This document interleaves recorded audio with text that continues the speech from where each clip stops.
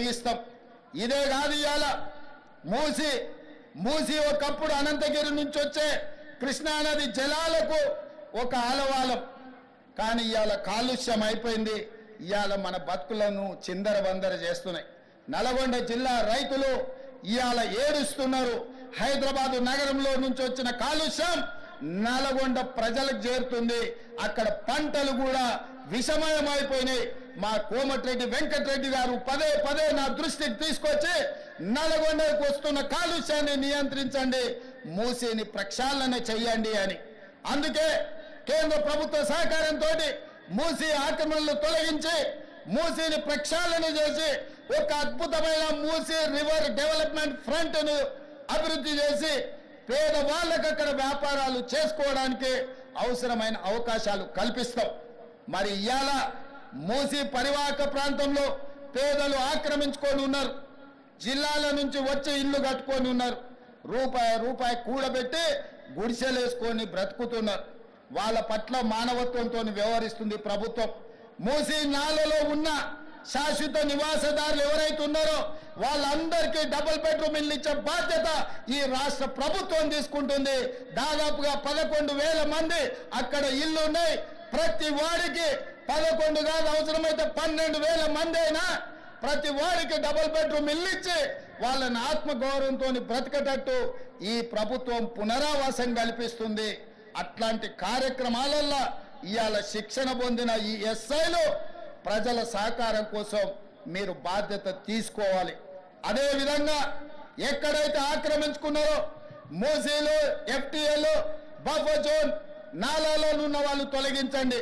ప్రభుత్వ భూముల్లో లేకపోతే ప్రైవేట్ భూముల్లో అనుమతి లేకుండా కట్టుకున్న వాళ్ళని ఏదైనా రెగ్యులరైజ్ చేయడానికి స్కీమ్ ఉంది. కానీ ఎఫ్టీఎల్, బఫర్ జోన్ నాలాల వాటికి రెగ్యులరైజేషన్ స్కీమ్ లేదు. ఇవాళ కాకపోతే రేపైనా వాటిని తప్పకుండా తొలగిస్తాం. వాళ్ళ పట్ల కఠినంగా వ్యవహరిస్తాం. మీ అందరికీ నా విజ్ఞప్తి ఒక్కటే, రేపటి నుండి ప్రజల దగ్గరికి వెళ్తున్నారు. తెలంగాణ ప్రజలకు విశ్వాసం, నమ్మకం కలిగించండి. మన రాష్ట్రంలో గంజాయి మాట ఎత్తాలన్నా, డ్రగ్స్ గురించి ఆలోచన చేయాలన్నా, సైబర్ నేరాలను నియంత్రించాలన్నా, చెరువులు నాలాలు చెరబట్టిన వాళ్లను మోకాళ్ళలో వణుకు పుట్టాలి, వెన్నులో చలి జ్వరము రావాలి.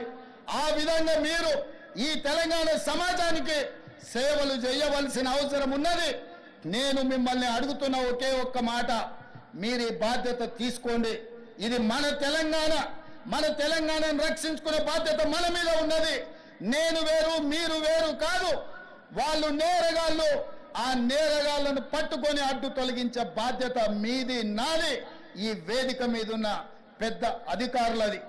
పెద్ద అధికారులు మేము ఆదేశాలు ఇస్తాం, కింద అమలు చేయాల్సిన బాధ్యత మాత్రం మీదే. అందుకే ఈనాడు ట్రైనింగ్ నుంచి శిక్షణ పొంది 9-10 నెలలు శిక్షణ పొందిన మీరందరూ తెలంగాణ సమాజానికి సేవలు అందించబోతున్నారు. తెలంగాణ ప్రజలకు విశ్వాసం కల్పించండి. ఇది ఉద్యోగం కాదు, ఇది భావోద్వేగం. ఈ తెలంగాణను కాపాడుకుంటాం. ఈ తెలంగాణని కాపాడడానికే మేము ఈ కాకి డ్రెస్సును ధరించినమని వాళ్ళకు విశ్వాసం కల్పించండి. ఇదే కాకుండా చివరగా నేను కొత్తగూడ శ్రీనివాసరెడ్డి గారికి గతంలో చెప్పిన విజిలెంట్ అండ్ ఎన్ఫోర్స్మెంట్ డైరెక్టర్గా ఈరోజు వారి బాధ్యత ఉన్నారు.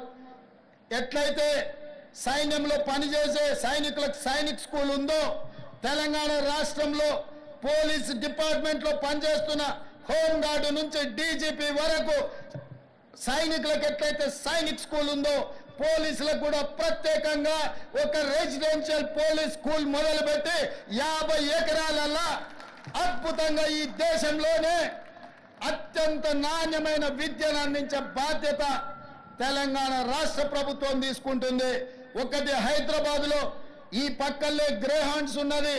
నిన్న మన భూ కబ్జాదారులు 150 ఎకరాలు ఆక్రమించుకోవాలని ఆలోచన చేసిండ్రు. అందులో 50 ఎకరాల స్థలాన్ని ఇక్కడ, రెండవ స్కూల్ వరంగల్లో 50 ఎకరాలు కేటాయించి మీ అందరికీ 6th క్లాస్ నుంచి పీజీ వరకు డాక్టర్లు, ఇంజనీర్లు కూడా చదువుకోవడానికి పోలీసుల పిల్లల కోసం 100% ఉచిత విద్యను అందించడానికి మా ప్రభుత్వం కట్టుబడి ఉన్నది. పోలీసు కుటుంబం నుంచి వచ్చిన నేను పోలీసుల బాధలు తెలుసు, వాళ్ళ పిల్లల విద్య విషయంలో నాకు సంపూర్ణమైన అవగాహన ఉన్నది. అందుకే ఈనాడు ఈ వేదిక మీద నుంచి డీజీపీ గారికి నేను ఆదేశాలు ఇస్తున్నా. ఈ కార్యక్రమం తర్వాత శ్రీనివాస్ రెడ్డి గారిని పిలిచి మాట్లాడి పోలీస్ స్కూల్ ఏర్పాటు చేయడానికి అవసరమైన ఫైల్ ప్రిపేర్ చేయండి. 50 ఎకరాల స్థలాన్ని కేటాయించడానికి అవసరమైన చర్యలన్నీ తీసుకోండి. రాబోయే 2 ఏళ్లలో ఇక్కడ పోలీస్ స్కూల్ ఉండాలి. హోంగార్డు నుంచి డీజీపీ వరకు ఏ హోదా అయినా మీ పిల్లలు చదువుకోవాలంటే అందరూ ఒకే దగ్గర చదువుకోవాలి, ఒకే దగ్గర ఉండాలి, ఒకే దగ్గర తినాలి, ఒకే దగ్గర పడుకోవాలి. అప్పుడే ఈ అంతరాలు తగ్గుతాయి. మీ పిల్లలు సుశిక్షితులైన భారతీయులుగా మారుతారు. అందుకే మిత్రులారా, పోలీసుల యోగక్షేమాలు, పోలీసుల యొక్క సమస్యల్ని తీర్చే బాధ్యత నాది. మీరు నిశ్చింతగా ఉండండి. డిపార్ట్మెంట్లో ఉన్న ప్రతి సమస్యను ఒక్కొక్కటిగా పరిష్కరించి మీకు ఒక మంచి గౌరవాన్ని పెంచే విధంగా, మీ సమస్యల్ని పరిష్కరించే విధంగా ఈ ప్రభుత్వం పనిచేస్తుంది. మీరు తెలంగాణ సమాజానికి నాణ్యమైన సేవలు అందించండి. పోలీసు గౌరవాన్ని పెంచండి.